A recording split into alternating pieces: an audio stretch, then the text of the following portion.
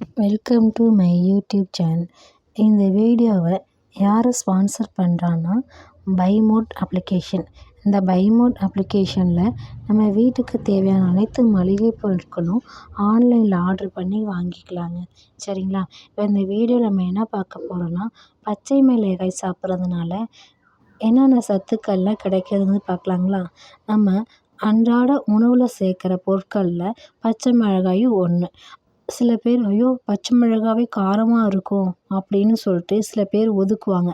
ஆனால் அப்படி அது மாதிரி ஒதுக்காமல் நம்ம உணவில் சேர்த்து வந்தோம்னா என்னென்ன நன்மைகள்லாம் நடக்குதுன்னு பார்க்கலாங்களா? முக்கியமாக பச்சை மிளகாய் எல்லாத்துலேயுமே சேர்த்துக்கலாம். அது எதுக்கெல்லாம் உதவுதுன்னா, செரிமான பிரச்சனைக்கு, இதய ஆரோக்கியத்துக்கு, இது மாதிரி நோய் எதிர்ப்பு சக்தி அதிகரிக்கிறதுக்கு, இது மாதிரி எல்லாத்துக்குமே இந்த பச்சை மிளகாய் ரொம்ப ரொம்ப உதவுது. சரிங்களா? இந்த பச்சை மிளகாய் சாப்பிட்றதுனால என்னென்ன பிரச்சனையை சரிப்படுதுன்னா, இந்த பச்சை மிளகாயை நல்லா மென்று சாப்பிட்டோம்னா வாயில் உமிழ்நீர் அதிகம் சுரக்கும். இதனால் உணவு எளிதில் சீரணமாகும். சரியா? பச்சை மிளகாயில் விட்டமின் சி சத்து அதிகமாக இருக்குது. அதனால் நோய் எதிர்ப்பு சக்தியை அதிகப்படுத்துது. சரிங்களா?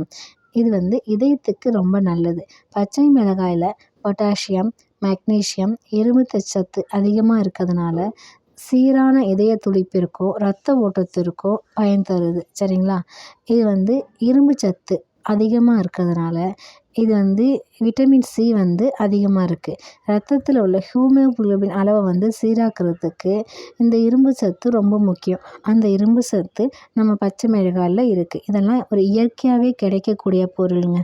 அதனால் இதை நம்ம எல்லா உணவுலையும் சேர்த்து சாப்பிட்டோம்னா கண்டிப்பாக சீக்கிரமாக செரிமானம் ஆகும். அதோட சத்துக்கு அதிகமாக நமக்கு கிடைக்கும்.